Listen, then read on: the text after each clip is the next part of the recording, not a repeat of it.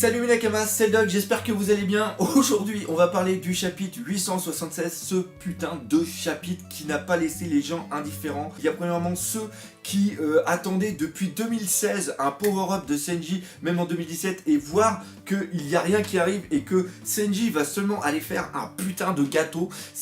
Les gens sont totalement désespérés au niveau de Senji, et après il y a les autres personnes qui eux voient plus cet arc comme quelque chose qui est en train de se poser, même si la fin, et moi aussi je suis pas content que Senji aille faire un gâteau à l'autre bout des îles pour la grosse folasse, mais pourtant il faut avoir confiance en Eiichiro Oda. Il nous amène quelque chose, c'est pas du tout ce qu'on veut, et c'est pour ça qu'il y en a certains qui sont tellement déçus. Je pense qu'on va être surpris, il peut pas nous laisser comme ça. Et moi personnellement j'ai aimé ce chapitre. Pourquoi? Parce que vous le savez depuis très longtemps, j'adore le personnage de Pudding, et là je trouve que c'est absolument excellent. On a une caricature à travers elle qui est un pur moment de joie. Vous l'avez vu dans la réaction live, j'étais totalement pété de rire, et pas que pour le foutre, hein. Ceux qui ont vu la réaction live, vous comprendrez de quoi je veux parler, mais c'est fou. Alors pour Senji, il y a énormément de choses à dire.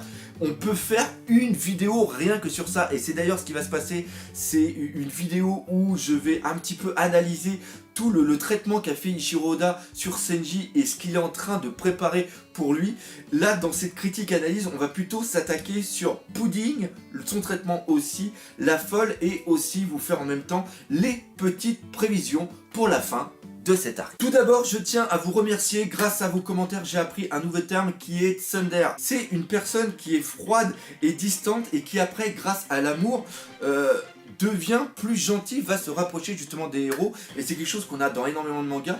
On l'a par exemple au niveau de Saint Seiya dans le personnage de Shaina, et il y en a beaucoup qui disent bah voilà, Pudding c'est exactement ça. Il faut savoir que Eiichiro Oda aime bien prendre des éléments qui existent dans d'autres mangas, qui sont des archétypes, pour après les améliorer et en faire des caricatures. C'est exactement ce qui s'est passé avec les V-Smoke, le Germa Double Six, qui sont une caricature des Sentai. Et il faut savoir que le terme tsundere a un antonyme qui est yandere. Yandere, c'est plutôt l'inverse, c'est quelqu'un qui va être réservé et timide, mais en vérité qui cache un personnage totalement diabolique. Et là, quand on voit un petit peu le traitement qu'il y a eu au niveau de Pudding, eh bien ce sont ces deux éléments en même temps. Rappelez-vous un petit peu du flashback de Pudding. Pudding est une personne gentille à la base, sauf que vu qu'elle a 3 yeux, elle est complètement détestée de toute sa famille, et à partir de là, elle se crée une carapace, elle se crée une armure en voulant cacher sa personnalité et l'utiliser à la rigueur pour pouvoir contrôler les autres, pour pouvoir les berner, et se dire que si vous êtes dégueulasse envers moi, et ben moi je serai encore plus dégueulasse envers vous. Sauf que au fond d'elle-même, même si elle s'est menti à elle-même pendant plusieurs années, et bien Sanji a réussi à avoir la véritable personne qu'elle est réellement à travers son troisième œil. La personne qui s'est créée, cette fille gentille au premier abord, mais qui à l'intérieur est une véritable garce, ce n'est pas la personne qu'elle est. Elle est une personne gentille tout simplement, et ce qu'on voit tout au long de ce chapitre, c'est la lutte qu'il y a entre ces deux personnes. Elle aime Senji, et ça on le voit totalement, c'est-à-dire que quand il vient vers elle avec ses yeux en cœur, elle est totalement à l'arrière, et elle a de la mousse dans la bouche, donc ça représente vraiment ce qu'elle est.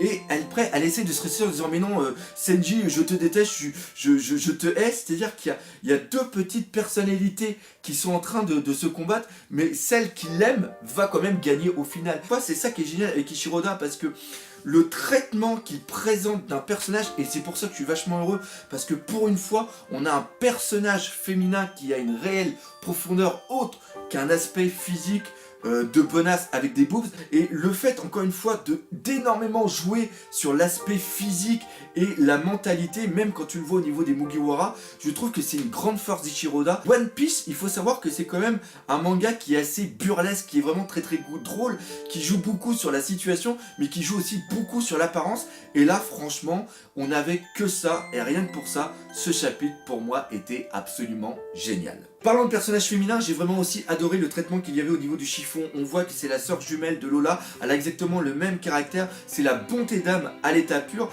et elle a cette idée d'aller faire le gâteau. On voit que Senji monte sur le tapis pour après aller faire ce putain de gâteau, hein, le gâteau qui vient peut-être un petit peu gâcher cette fin d'arc, et je pense, et j'espère que justement Eiichiro Oda va nous surprendre avec ce gâteau, sauf que ce gâteau et la réalisation, comme je l'ai dit la dernière fois, vient remplacer la birdcage qu'il y a eu au niveau de Dressrosa. C'est-à-dire qu'on a un élément important pour le final de cet arc qui doit être fait en un temps assez long.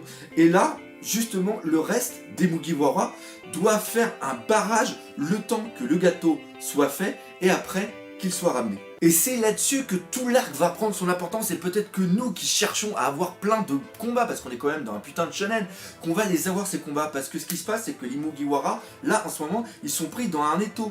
D'un côté tu as la grosse folle qui veut son gâteau et qui arrête pas de les pourchasser, et il y a en effet une sorte de running gag, on le comprend qu'elle veut son gâteau, mais encore une fois, le fait que Eiichiro Oda appuie autant dessus, c'est dans la caricature du personnage.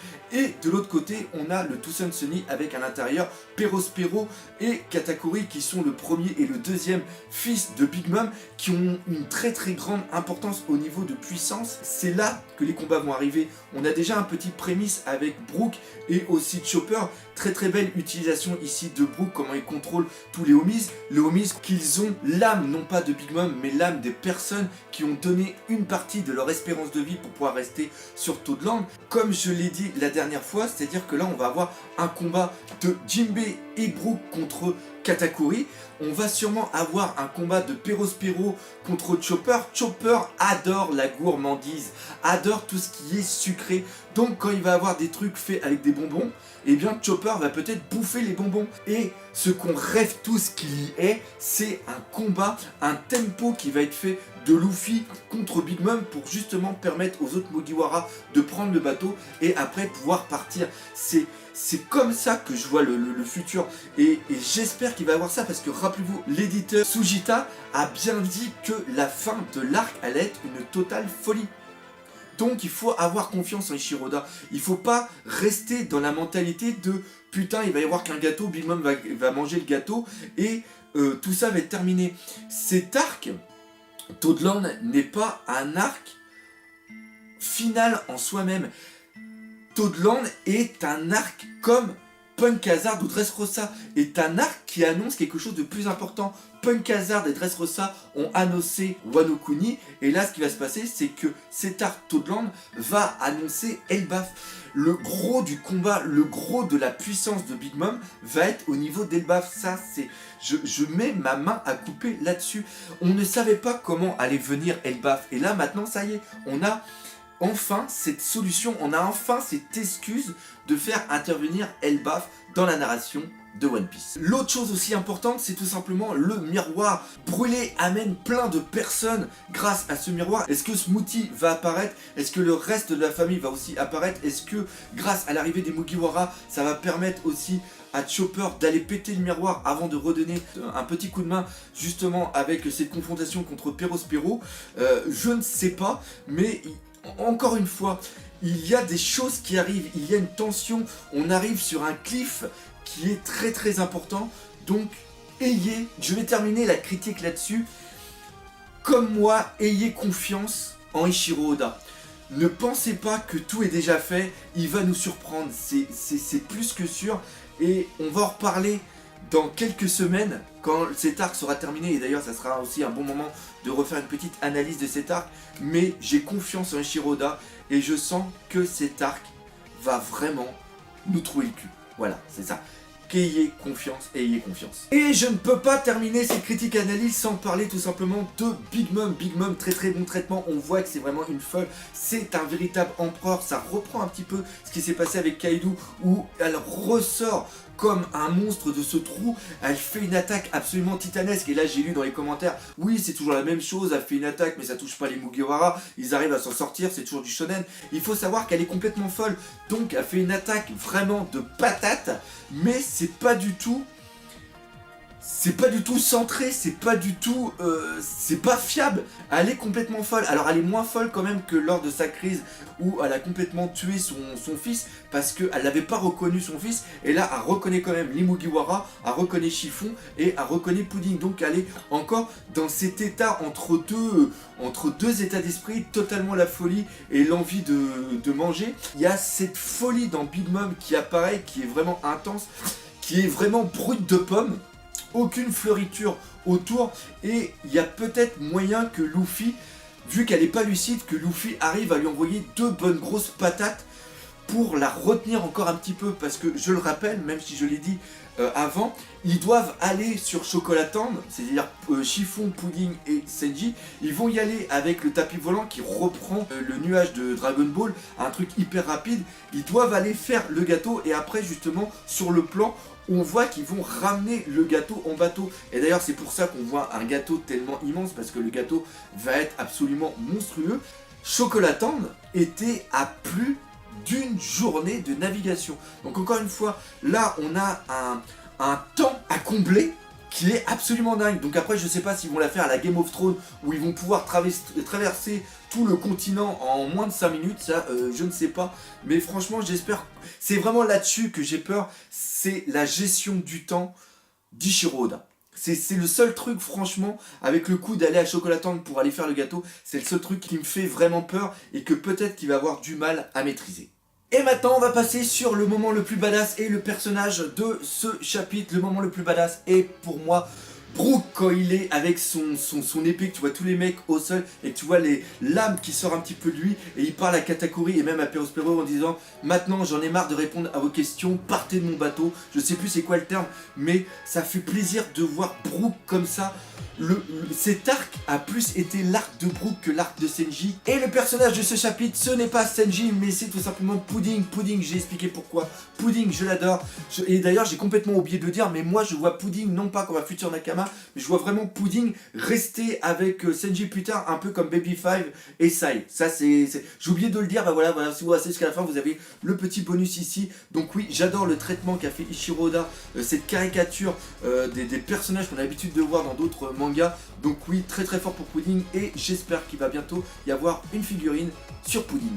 Donc voilà, c'est là-dessus que se termine cette critique analyse. J'espère que ça vous aura donné une nouvelle vision de ce chapitre. J'espère pour vous que il sera moins dégueulasse que certains l'ont jugé.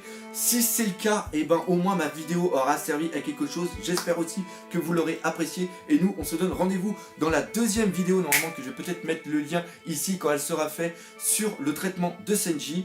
Et n'oubliez pas le principal, One Piece, c'est la vie. Allez, salut mes Nakamas.